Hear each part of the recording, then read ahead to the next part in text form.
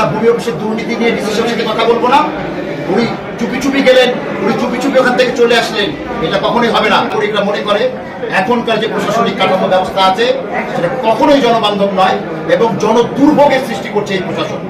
দুর্নীতিতে ছেয়ে গেছে সমস্ত প্রশাসনিক অফিসগুলোতে, দেখার কেউ নাই।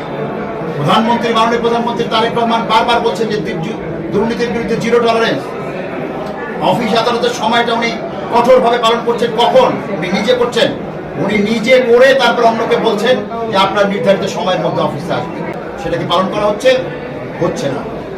আরো একটা মজার ব্যাপার হলো যে অনেক সময় ডিসি সাহেব কমিশনার সাহেবকে বললে বলো উনি বাইরে ভিজিটে আছেন, উনি তাৎক্ষণিক ভিজিটে যেতে পারেন, ঠিক আছে, সেটাও কিন্তু আমরা বুঝতে পারবো। উনি যদি বলেন যে তাৎক্ষণিকভাবে উনি বড় বাড়িতে ভূমি অফিসে গেছেন, আমরা কিছুক্ষণ পরে বড় বাড়িতে যে জানতে পারবো না উনি আসছিলেন কিনা, এটা জানা কি খুব কঠিন? আমরা জানার চেষ্টা করবো এখন থেকে। আর একটা হলো যদি ট্যুর প্রোগ্রাম করে থাকেন, বিভিন্ন জায়গায় ভিজিট করবেন, 3 দিন বা 4 দিন আগে সেই প্রোগ্রাম পাবলিশ করতে হবে।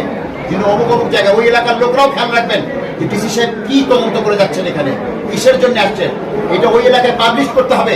ওই এলাকায় জানাতে হবে যে আজকে ভূমি অফিসের অমুক জায়গায় ডিসি সাহেব এখানে আসছেন ভিজিট করতে।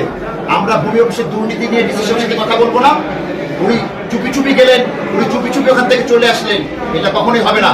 ওই অঞ্চলের মানুষকে জানিয়ে যেতে হবে উনি কখন তদন্তে যাবেন বা ভিজিটে যাবেন, এবং সাধারণ মানুষের সঙ্গে কথা বলতে হবে, তাদের কমপ্লেন শুনতে হবে। তা না হলে কখনোই জনবান্ধব বা জনমুখী প্রশাসন গড়ে উঠবে না এবং জবাবদিহিতার আওতায় আসবে না।